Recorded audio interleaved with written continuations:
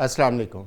मैं हूं आज़म चौधरी और आप देख रहे हैं टेबल टॉक। इस वक्त दुनिया भर के अंदर बहुत सारी डेवलपमेंट्स चल रही हैं। एक जानब जंग का माहौल है, ईरान और अमेरिका और इसराइल की लड़ाई चल रही है। दूसरी जानब सदर ट्रंप ने चाइना का दौरा किया, उसके ऊपर भी पूरी दुनिया के अंदर इस वक्त बहस जारी है। लेकिन दुनिया के साथ साथ पाकिस्तान के अंदर भी बहुत सारी ऐसी डेवलपमेंट्स हो रही हैं जो मैं समझता हूँ कि मुस्तकबिल के लिए बहुत अहमियत की हामिल है।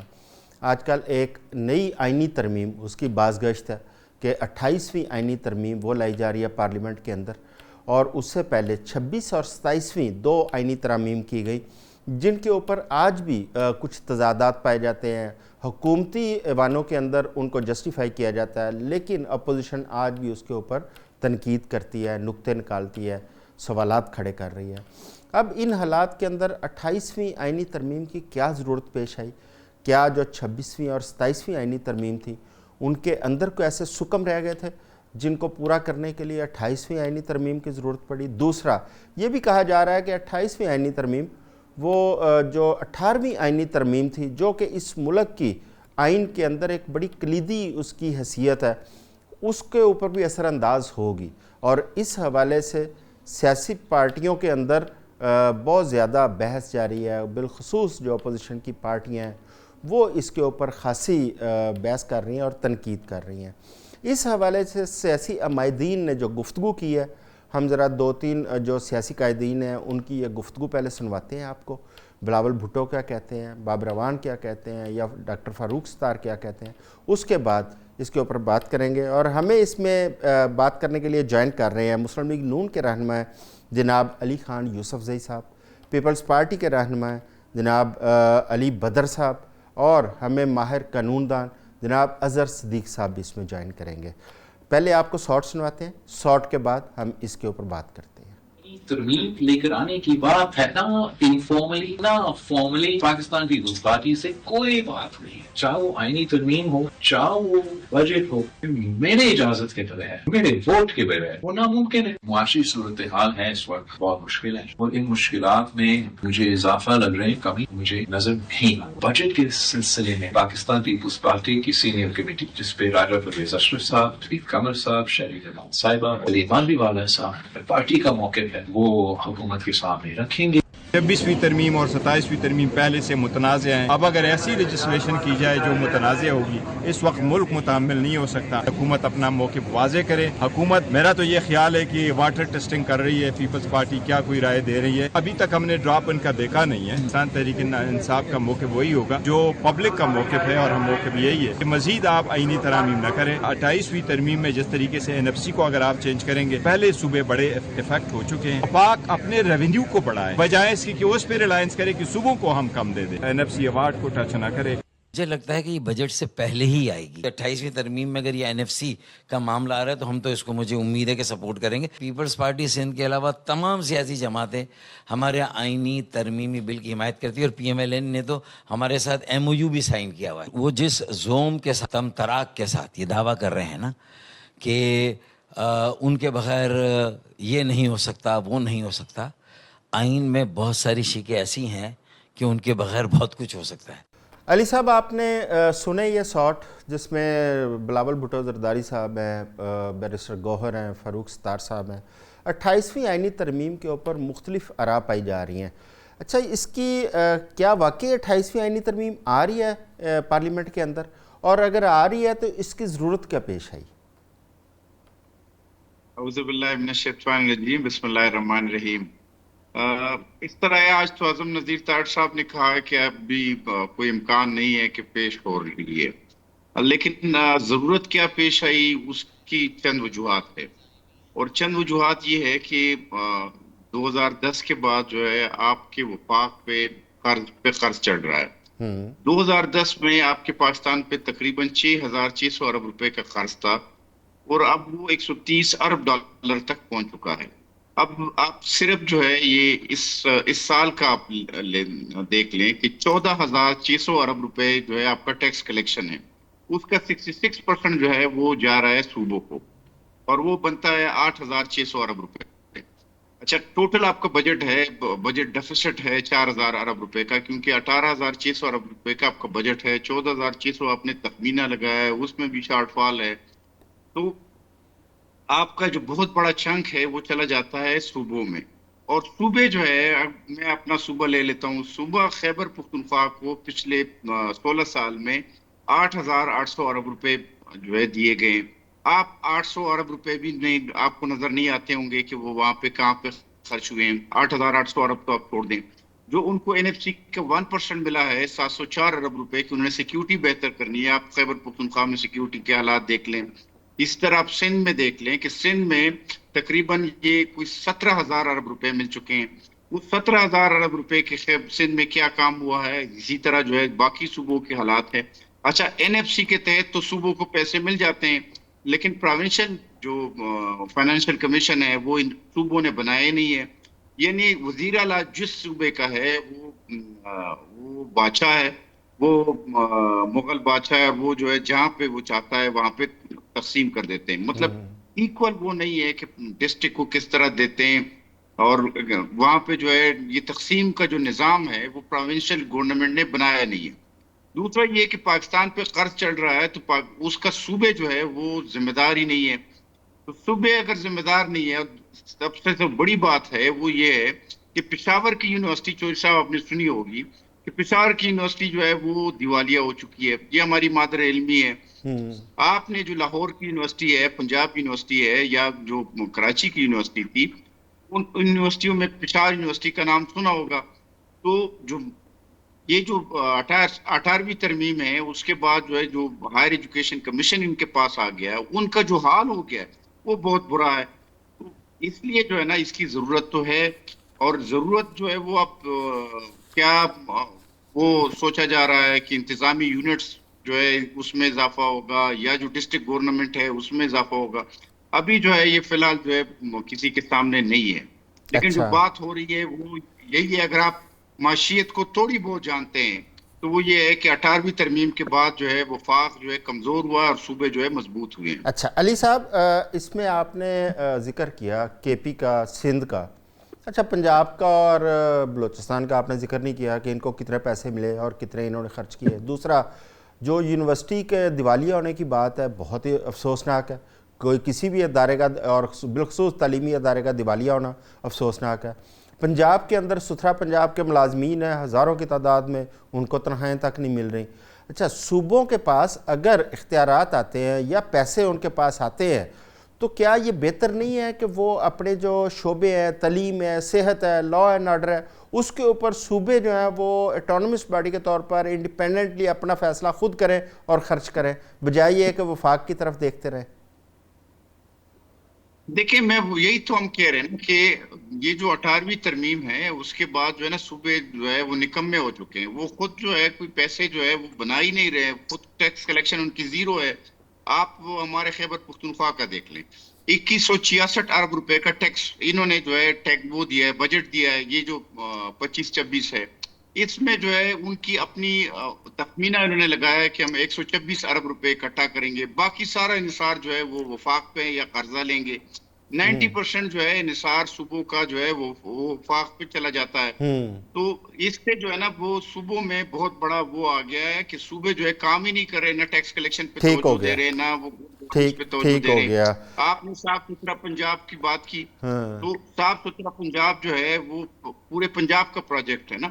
اور اگرچہ دنیا میں اس کی بہت زیادہ لوگ جو ہے سراہ رہے ہیں، لیکن یہ جو ہے نا ڈسٹرکٹ گورنمنٹس کے کام ہے. ڈسٹرکٹ گورنمنٹ اسٹرینتھن ہوں گے تو یہ کام جو ہے وہ یہ فیصل آباد میں جو کچھ ہوا تو یہ فیصل آباد کا میئر کا کام تھا نا، یہ راولپنڈی کا میئر کا کام تھا. ہاں، تو یہ چیز جو ہے نا 18ویں ترمیم کے بعد جو ہے جو فنڈ صوبوں کو مل جاتے ہیں، صوبے وہ فنڈ جو ہے وہ ڈسٹرکٹ گورنمنٹس کو نہیں دے رہے ہیں. یہ سب سے بڑا مسئلہ ہے. بالکل ٹھیک ہو گیا. علی بدر صاحب، 28ویں آئینی ترمیم کی بازگشت ہے اور اس وقت تمام پارٹیاں ظاہر ہے اس کے اوپر بات کر رہی ہیں. آج بلاول بھٹو زرداری صاحب نے جو بات کی، انہوں نے کہا کہ ابھی تک تو پیپلز پارٹی سے کوئی رابطہ نہیں کیا گیا. کیا یہ 26ویں اور 27ویں آئینی ترمیم کی طرح جو ہم نے اس وقت دیکھا کہ پارلیمنٹیرینز جنہوں نے ووٹ بھی دیا اور وہ بھی کہتے تھے کہ ہم نے تو مسودہ دیکھا ہی نہیں ہے، کیا یہ 28ویں آئینی ترمیم بھی اسی طرح پاس ہوگی؟ بسم اللہ الرحمن الرحیم. بہت شکریہ حازم چودھری صاحب، آپ نے اپنے پروگرام میں انوائٹ کیا. دیکھیں، پہلی چیز یہ ہے کہ جو بلاول بھٹو زرداری صاحب نے بات کی ہے وہ پارٹی چیئرمین ہے ایکچولی میں گورنمنٹ نے آفیشلی فارملی کوئی ایسی بات نہیں کی ہے کہ جس میں 28ویں آئینی ترمیم کے اوپر کوئی مشاورتی اجلاس بلا کے کوئی معاملہ ڈسکس کیا ہو. لیکن میں سمجھتا ہوں کہ یہ اتنا امپورٹنٹ معاملہ ہے جس کے اندر آپ اس مسودے کو چھپا کے رکھ کے اس کو دبا کے پاس کرانے کی کوشش نہیں کر سکتے. یہ منظر عام پہ آنا ہے اور پاکستان پیپلز پارٹی سے جب تک اس پہ مشاورت نہیں کی جائے گی اور جب تک چیزوں کی کلیئرٹی نہیں دی جائے گی, میں نہیں سمجھتا کہ 28ویں آئینی ترمیم کوئی ایسے بچوں کا کھیل ہے جو پاس ہو جائے گی. 28ویں آئینی ترمیم کے جو بھی نکات ہوں گے, جب بھی وہ لانا ہوگی, جب بھی اس کو پاس کرانا ہوگا, اور جو بھی اس کے اندر ترمیم پاس کرانی ہوں گی, شکیں ہوں گی, اس کو ڈسکس کرنا پڑے گا. اور پاکستان پیپلز پارٹی اس کو اپنی سی سی کے اندر بھی ڈسکس کرے گی, پارٹی کے اندرونی سینئر لیڈرز کے ساتھ بھی ڈسکس کرے گی, اور پارلیمنٹ کے اندر بھی اس کو ڈسکس کیا جائے گا, تاکہ اس کو جب بھی پاس کرانا ہے اور جو بھی اس کے پلس یا مائنس پروز کونز ہیں اس کو اچھے طریقے سے ڈسکس کر کے اس کو سپورٹ کیا جائے. یہ ایسے چھپ چھپا کے کام نہیں ہونا. علی صاحب 26ویں اور 27ویں آئینی ترمیم کیا اس کو ڈسکس کیا گیا تھا پیپلز پارٹی کے اندر اور سی ای سی کی میٹنگ کے اندر؟ کیونکہ اس کے حوالے سے تو یہی کہا گیا ہے کہ تمام پارلیمنٹیرینز یہی کہتے تھے کہ ہم نے تو مسودہ تک نہیں دیکھا. دیکھیں, یہ جس ٹائم پہ بلاول بھٹو زرداری صاحب نے ٹویٹ کیا تھا نا کہ جب امینڈمنٹ آنی تھی, تو اس ٹائم پہ پھر سارے لوگوں کو پتا چلا کہ یہ امینڈمنٹ کے اندر کیا شکیں ہیں, کیا معاملات ہیں, کیا چیزیں ہیں. تو پیپلز پارٹی کے پاس تو جب بھی ایسی کوئی بات آئے گی, پیپلز پارٹی اس کو منظر عام پہ لے کے آئے گی اور ڈسکس کرے گی اپنی تمام پارلیمنٹیرین سے, ان ہاؤس بھی اور ود ان پارٹی لیڈرشپ بھی اس کو ڈسکس کیا جائے گا. ٹھیک ہو گیا جی. اور بہت سارے ایسے لوگوں کے پاس ہو سکتا ہے کہ 26ویں آئینی اور 27ویں آئینی ترمیم کا مسودہ نہ گیا ہو, لیکن جب وہ پیپلز پارٹی کے ساتھ شیئر کیا گیا تو اس کو پبلکلی ڈسکس کیا گیا. ٹھیک ہو گیا. ہمارے ساتھ اظہر صدیق صاحب ماہر قانوندان ہیں, وہ بھی موجود ہے. اظہر صاحب, پہلے 26ویں اور 27ویں آئینی ترمیم اس کی بات ابھی گرد نہیں نیچے بیٹھی, لیکن اب 28ویں آئینی ترمیم کی بات ہو رہی ہے. ایک تو یہ بتائیے کہ 28ویں آئینی ترمیم کی ضرورت کیوں پیش آئی؟ کیا 26ویں اور 27ویں آئینی ترامیم جو پاس کی گئیں ان کے اندر کچھ سکم رہ گئے تھے جن کو دور کرنا تھا؟ اور دوسرا یہ ہے کہ دوسرا آپ یہ بھی بتائیے گا کہ 28ویں آئینی ترمیم ابھی تک صرف سوشل میڈیا کی حد تک محدود ہے کہ اس کے اندر NFC ایوارڈ ڈسکس کیا جائے گا, کوئی بلدیاتی نظام کے اوپر اس میں ڈسکشن ہے. آپ کو اگر علم میں ہے تو یہ ضرور ہمارے ناظرین کو بتائیے کہ کیا ہے 28ویں آئینی ترمیم. بہت شکریہ جی. تو پیار ہے کسی اور کا, تجھے چاہتا کوئی اور ہے. یہ دیکھیں نا, آئینی ترمیم تو ہمیشہ آتی رہی ہیں, 26ویں 27ویں 28ویں 29ویں 30ویں جتنی بھی ہے نا, میں اس کو جمہوری نظام کے منافی سمجھتا ہوں. آئینی ترامیم جب کبھی بھی آنی ہو تو اس طرح آتی ہیں آئینی ترامیم. ہر ایک نے دیکھا کہ 26ویں ترمیم کے وقت کیا ہوا. اس وقت کہا وزیر قانون نے کہ جناب میں نے تو ابھی دیکھا ہے جی مسودہ, یعنی یہ جمہوری حکومت ہے تو مسودہ ابھی دیکھا. 27ویں ترمیم کے وقت شیری رحمان صاحبہ نے اگر اٹھا کر دیکھ لیا جائے, پاکستان پیپلز پارٹی ایک جمہوری جماعت رہی ہے. جب 18ویں ترمیم لانی تھی نا تو تب 9.5 مہینے کام ہوا اس پہ, اگر یاد ہو آپ سب لوگوں کو. جی بالکل, رضا ربانی صاحب کی وہ سربراہی میں ایک کمیٹی بنی تھی, ٹھیک ہے نا. اچھا, اس میں جب ترمیم وہ لانی تھی نا, عوام کو انوالو کیا گیا, وکلا آئے, سول سوسائٹی انوالو ہوئی, بڑی لانگ ڈیبیٹ اور ابھی تک تو یہی سمجھ نہیں آ رہا. یعنی چلیں اب 26ویں اور 27ویں ترمیم کی تباہی و بربادی, آپ نے اگر میرا بار کے ساتھ تقریر سنی ہو تو دیکھ لیا ہوگا کیا ہوا. کیا انصاف جلدی ملنا شروع ہو گیا؟ وہ تو نہیں جان گیا سپریم کورٹ بڑی ہے یا وفاقی آئینی عدالت بڑی ہے. اور پھر وہ تھوڑا سا یعنی یہی کہنا تھا آئین کی تشریح کرنی تھی, پھر ہم نے دیکھا کہ سارا کچھ وہی کر رہے ہیں جی. اور وہ اب آپ کے سامنے بتا دینا کہ ہوا کیا. یہاں تو 26ویں 27ویں ترمیم نے آپ کو انصاف کے دروازے بند کر دیے ہیں. اور آرٹیکل 199 میں جانا ہے, وہ جو کچھ کہیں گے ایک ہی دفعہ کہیں گے آپ. اور جورسپروڈنس پہ سیٹل ہو چکی ہوئی ہے انفورسمنٹ آف فنڈامنٹل. میں صرف بتانا یہ چاہ رہا ہوں کہ وجہ ہی عوامی ترامیم نہیں تھی. عوام آج آ جائیں, میں چیلنج کرتا ہوں, آ جائیں, لے آئیں وزیر قانون, شہباز شریف کو لے آئیں, سارے آ جائیں سامنے بیٹھ کر, ذرا بتائیے گا, گن بتائیے گا کہ کیا ہوا. 18ویں ترمیم سے تو بہت سے فائدے ہوئے ہیں, یہاں اس میں کوئی شک نہیں ہے, وہ ایک علیحدہ کہانی ہے. تو اس لیے یہ جو کہنا نا, کوئی ایک فائدہ مجھے نہیں نظر آیا 26 اور 27ویں ترمیم سے, کوئی ایک فائدہ. اچھا چلے پھر اب مثال کے طور پر یہ اب 28ویں ترمیم کا ایک بہانہ بنایا ہوا ہے, چلے بنا لیں, حرج کیا ہے اس میں. اچھا اس میں وجہ بنیادی طور پر کیا ہے؟ وفاق ہے جی. صوبے وفاق کا حصہ ہے. اگر پہلے بھی اگر وفاقی حکومت ٹیکسز کلیکٹ کرتی تھی تو صوبوں میں لگتے تھے نا. مجھے تو سمجھ نہیں آ رہی کہ حیرانگی کی کیا بات ہے اس میں. اصل میں جو بات سمجھنے والی ہے وہ اصل بات وہ سامنے آنی چاہیے.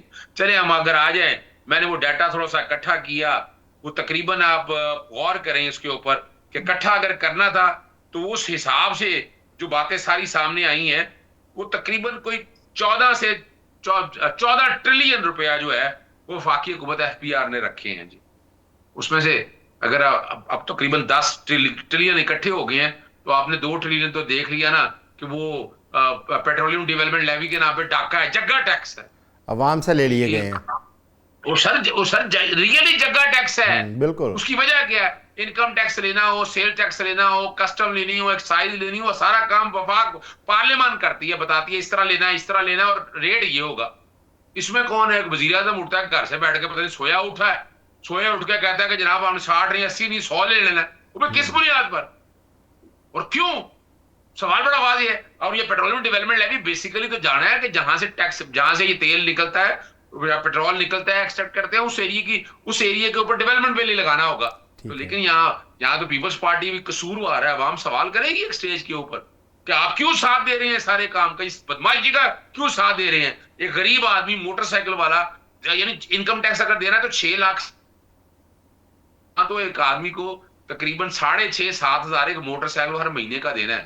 سر ذرا سمجھنا ہے آپ نے. چلے صوبے چلے جتنا بھی صوبے اکٹھا کرتے ہیں جی, سیلز ٹیکس اور سروسز کے حوالے سے دیکھا جائے وہ کلیکٹ ہوتا ہے, تو یعنی یا تو پھر دے دینا اختیار, پھر چھوڑیں آپ ایف پی آر بھی ٹیکس نہ اکٹھا کریں, نہ سیلز ٹیکس اکٹھا کریں, دے دیں صوبے کو, صوبے خود ہی اکٹھے کریں گے, پھر لگا لیں گے. لیکن سمجھنا ہے کہ اصل جو بات ہے جو آپ کرنا نہیں چاہتے, آپ کے اخراجات جو ہے نا وہ بہت زیادہ, یعنی میں ڈیولپمنٹ فنڈ میں ایم این اے کو دینے ہیں, اس کو دینے ہیں, اس کو دینے ہیں, اور ان چیزوں کی طرف لگانا ہے, عمارتیں بنانی ہیں آپ نے. میں ڈیولپمنٹ کی بات کر رہا ہوں. ہم کفایت شہری میں دیکھ رہے, جا کے دیکھ رہے صحیح نا, وہ اسلام آباد کے اندر ابھی کفایت شہری کر لو یار, 2 سال کیا ہو گیا, کوئی ایک انڈر پاس نہیں بنے گا. یہاں پنجاب کے اندر سول سیکٹریٹ ہائی کورٹ بن رہا ہے یار, وہ اربوں روپیہ لگا رہے ہیں, وہ فلوٹنگ ریسٹورینٹ بن رہا ہے یار. دوبارہ پہلے آپ کی ترجیح آپ نے جو پوائنٹ ریز کیے ہیں, یہ ہمارے ساتھ نا مسلم لیگ نون کے حکومتی جماعت کے نمائندہ ہیں علی یوسف زئی صاحب.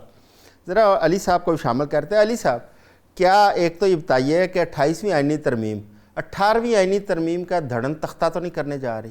دوسرا, جو ابھی تک جو پوائنٹ سامنے آ رہے ہیں کہ تعلیم, صحت, لا اینڈ آرڈر, اس کے تمام اخراجات جو ہے وہ اب وفاق کے پاس شفٹ کیے جا رہے ہیں, کیا ایسا ہی ہے؟ دیکھیں میں آپ کو بتاتا ہوں, اظہر صدیق صاحب جو ہے نا یہ بات کر رہے ہیں رضا ربانی صاحب کے. جو 18ویں ترمیم ہے اس میں جو 26ویں ترمیم میں جو نکات ہے وہ سارے جو ہے اس میں شامل تھے, اور انہوں نے سی او ڈی نہیں پڑھی. چارٹر آف ڈیموکریسی جو ہے 2003 میں پیپل پارٹی اور مسلم لیگ نون کے ساتھ 17 جماعتیں جو ہے وہ بیٹھی, اور اس میں جو ہے سول سوسائٹی کے لوگ, بار رومز کے, یہاں پہ لاہور میں, کراچی میں, ہر جگہ, کوئٹہ میں سیمینار ہوئے, اور ہم نے ایک تعین کیا, اور تقریباً جو ہے ہزاروں صفحات پر مشتمل جو ہے سی او ڈی لکھا, اس میں یہ شامل تھا 26, اور اس پہ بہت طویل بحث ہوئی. رضا ربانی صاحب کی خواہش تھی کہ آئینی ترمیم جو ہے وہ آئینی بینچ بنے, سپریم کورٹ جو ہے وہ اس طرح جو ہے اسی طرح ہو. وہ تو رضا ربانی کی خواہش تھی. اب وہ اچھا اس ٹائم جو ہے یہ اظہر صدیق صاحب جیسے جو لوگ ہیں یہ تو جا رہے تھے افتخار چودھری صاحب کی عدالت میں کہ جس کو اڑا دیں. یہ تو اس ٹائم چاہتے تھے کہ جی اگر فرض کریں یہ ترمیم ہو, اور یہ اس ٹائم خطرہ بھی تھا کیونکہ جمہوریت نئی بحال ہوئی تھی, تو اس لیے پیپل پارٹی اور مسلم لیگ نون نے جو ہے وہ عقل اور اس سے کام لیا, ذرا تدبر سے کام لیا کہ جی جب ٹائم آئے گا تو اس کو جو ہے وہ کر لیں گے. اور ٹائم آیا تو وہ جو COD में लिखा हुआ था उस पे अमल किया। दूसरा जो है अजहर सिद्दीक साहब जो है वो उसकी बात कर रहे हैं पेट्रोल की और डीजल की कीमतों को। ये हमें जो है एक बहुत बड़े लीडर ने, बहुत बड़े विजनरी लीडर ने बताया था कि ईरान का और उसका जब मसला होगा तो पेट्रोल जो है वो 500 रुपए पे जाएगा। उस लीडर का नाम है कैदी नंबर 804। उसने कहा था इमरान खान नाम है उनका, इमरान खान नाम मैं नहीं बताता तो मैं बता देता हूँ। इमरान, अच्छा वो इमरान खान बता रहा नाम था लेना इमरान खान, कि जब ईरान और उसकी जंग होगी तो ये जो है 500 पे पहुंचेगा। मैं अभी झूठा साबित करूंगा आपको। तो पहुंच गया उधर। अच्छा फिर भी वो 400 में है। बहरहाल वो अब ये है कि जी अजहर सिद्दीक साहब जो है वो कह रहे हैं कि अच्छा मुझे एक बात बताए, हम कहते हैं कि वफाक स्ट्रेंथन हो, हम कहते हैं कि जी ये जो हायर एजुकेशन कमीशन है फर्ज करे, हम चाहते हैं, तो अजहर सिद्दीक साहब इसकी मुखालिफत बराए मुखालिफत क्यों कर रहे हैं? क्या वो पाकिस्तान के सूबे जो है सूबों को मजबूती जो है ये जो इस तरह मजबूती है कि कर्जा जो है वो सारा बोझ जो है वफाक पे पड़े, सूबों पे एक आने का फर्क ना पड़े। हर साल जो है 10,000 अरब रुपए में सूद और कर्जे के मद में डालूं। पाकिस्तान को जो है बजट डेफिसिट हो वो वफाक पे आ जाए, हमें जो ट्रेड डेफिसिट हो वो वफाक पे आ जाए, सूबों का 1% जो है वो शेयर ना हो, और सूबे जो है वो पंजाब हो, सिंध हो, बलूचिस्तान हो या खैबर पख्तूनख्वा हो, वो NFC के तहत पैसे तो ले लेकिन अपना वो जो प्रोविंशियल वो है PFC वो ना बनाए, और यहाँ पे जो है वो वजीर आला जो है वो नालायकी नाइली करे, फंड जो है कोलैप्स हो जाए, सूबों में जो एजुकेशन है वो तबाह और बर्बाद हो जाए, हेल्थ में जो है एक हॉस्पिटल ना बने, रोजगार के मौके ना पैदा हो, अमन व अमान ना हो, तो ऐसे उसमें जो है उससे बेहतर ये है कि हम तो अगर फर्ज करिए है भी, अभी तो आज आजम नजीर ताट साहब ने कहा कि अभी टेबल नहीं हुआ, ना कोई इस तरह की जो है कोई इरादा है, अगर है भी जो बात हो रही है उसमें देखो ये यहाँ पे तो तनकीद बराए तनकीद हो रही है। यहाँ पे अगर सदीक साहब जो है वकील बन के जो है उसकी कोई पॉजिटिव ये भी होता ना, अब ये एक पार्टी बन गया कि मैंने तनकीद करना है, इसका तनकीद करना है, मैंने मुखालिफत करनी है कि जी 28वीं तरमीम आएगी तो मैंने मुखालिफत करनी है, मैंने आर्मी चीफ का जो है तकर्री होनी है, मैंने लॉन्ग मार्च करना है, मैंने जो है चीफ जस्टिस की जो है तकर्री होनी है, मैंने लॉन्ग मार्च करना है कि मैंने 26वीं आईनी तरमीम का रास्ता रोकना है ताकि यही अफरीदी जो है वो चीफ जस्टिस ना बने और ये आईनी अदालतें ना बने। मैंने मेरा मकसद सिर्फ जलाओ गिराव है, मेरा मकसद सिर्फ जो है तनकीद बराए तनकीद है, तामीरी बात है नहीं। आपने अजहर सिद्दीक साहब की एक बात सुनी है जो उसमें तामीरी बात की कि इससे जो है कोई कुछ बेहतरी भी होगी? नहीं, अजहर साहब को शामिल करते हैं इसमें। अजहर साहब मैं अली मैं 2 मिनट लूंगा जी, मैं आपकी तरफ मैं अजहर साहब आपकी तरफ आता हूँ, लेकिन 2 मिनट लेके आप आज जरा ताजा बात चले करें, फिर मैं अली बदर साहब की तरफ जाता हूं। कमाल की बात है वो चार्टर ऑफ डेमोक्रेसी है ना, वो उर्दू और अंग्रेजी में लिखा गया था, मेरे हाल पढ़ा ही नहीं है इनको, मैं इनको भेजता हूँ जरा, बल्कि आपको भेजता हूँ, जरा भेजिएगा इनको। मैं उसमें क्या आपको नहीं पता ना, मैंने पढ़ा, मुझे पता है। मैं आपको बात बता दूं, नहीं मैं सुनने जरा, आप सुनने जरा, आपको पता ही कुछ नहीं है यार, आपको अली साहब जरा मैंने लिखी है, अली साहब जरा अजहर साहब की बात सुन लेना, मैं बताने लगा हूं, आपको पढ़ाने लगा हूं, 3 दिसंबर मैं पढ़ाने लगा हूं, मैं एक नर्सरी के बच्चे को पढ़ाने लगा हूं, मैं एडी बनी थी, मैं उस मीटिंग में खान साहब अजहर साहब की बात नहीं पता आपको, वहां पे जो है उसके नहीं पता आपको, अली साहब चुप करके, अली साहब पहले अजहर साहब की बात तो सुन लेना, अजहर साहब की बात तो सुन लेना। प्रॉब्लम ये है कि इन्हें ना अभी जो कुछ बातें की हैं सुबह पंजाब के खिलाफ की हैं इन्होंने, अगर आप गौर करें इनकी बातें, सूबे के नहीं कर रहे ना, मैं तो नहीं कह रहा ना, यानी सूबों ने सब तबाही और बर्बादी, यानी खैबर पख्तूनख्वा छोटा सा हिस्सा है ना खैबर पख्तूनख्वा, तो खैबर पख्तूनख्वा तो बजट में कितना हिस्सा है उसका, सबसे बड़ा हिस्सा तो सूबा पंजाब का है, तो जो तबाही और बर्बादी की अगर स्कूल बेहतर नहीं है तो सूबा पंजाब है ना, अगर हेल्थ बेहतर नहीं है सूबा पंजाब है ना, अगर लॉ एंड ऑर्डर बेहतर नहीं तो सूबा पंजाब है ना। अब मैं बताता चलूं ना, आपको नुक्ते बताने लगा हूं, जजेस की तकर्री में तरीकाकार में इस्तिलाहत करनी थी, NICFC वार्ड की मजबूती थी, सूबों को इख्तियारात की मुंतकिली थी, और ये जो बात जिक्र कर रहे हैं ना इनको पता ही नहीं, उस वक्त कहा था कि आईनी अदालतें 5 साल के, इनको पता पड़ा होता था बना 5 साल के लिए बनानी थी, कि 5 साल के लिए आपने को बेंच बनाना था, अब वो 5 साल तो गुजर गए, یعنی اب کرنا کیا ہے؟ اس وقت ایک بنیادی طور پر تھی، اور میں اسی لیے کہہ رہا ہوں کہ 1.5-2 سال میں کون سا بڑا ایک آئینی کام ہوا ہے یار خدا را، اگر آپ نے پڑھا ہو. اور یہ بھی کہا تھا سیاسی انجینئرنگ کی مخالفت کرنی ہے. اظہر صاحب میں دوبارہ میڈیا اور عدلیہ کی آزادی ہونی ہے. اظہر صاحب میں دوبارہ آپ کی طرف آ رہا ہوں. اظہر صاحب میں دوبارہ آپ کی طرف آ رہا ہوں. یہ علی بدر صاحب کو درمیان میں شامل کریں نا. علی بدر صاحب 18ویں ترمیم کا کریڈٹ لیتی ہے پیپلز پارٹی، اور صوبوں میں جو اختیارات کی تقسیم یا مالی وسائل کی جو تقسیم تھی اس کا کریڈٹ بھی پیپلز پارٹی لیتی ہے، اور صدر کے جو اختیارات کم کیے گئے، جو اسمبلیاں توڑی جاتی تھی، اس کا بھی کریڈٹ لیتی ہے. اب یہ 28ویں آئینی ترمیم پہ ابھی جو علی صاحب نے بات کی ہے، جو ہم سن رہے تھے، اس میں تو واضح طور پر نظر آ رہا ہے کہ صوبوں کے اختیارات اور صوبوں کے مالی وسائل کے اوپر کٹ لگایا جائے گا، اور یہ تو واضح طور پر جو 18ویں آئینی ترمیم ہے یہ اس کو انڈرمائن کرنے والے اس کے مترادف ہے. جوئی صاحب، اس میں علی صاحب نے جو بھی بات کی ہے ان کے ذاتی خیالات ہو سکتے ہیں.